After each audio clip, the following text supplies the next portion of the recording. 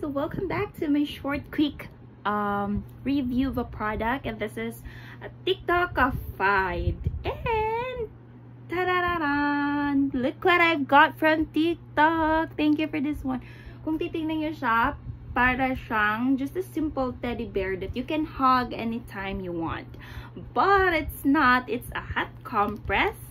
Perfect for menstruation cramps. Ayan. So, it comes with this parang hot bag. So, lalagyan mo lang to ng hot water. And then, meron siyang lalagyan dito. Ayan. So, ipabalik mo lang siya ng ganyan. Pag meron na siyang hot water, just be careful. It's not too hot. Para hindi po kayo mapasok. And then, pagkatapos mo siyang ilagay, just pull this one and ibalik mo lang siya ganyan para ma-close. Ayan.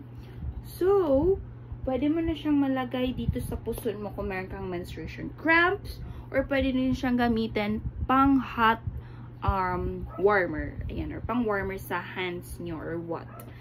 So, yeah, thank you so much, TikTok. I'm really excited to use this one. And thank you so much. This is Angel and this is Stitch, girlfriend from Lilo and Stitch. So, bye. Thank you for watching.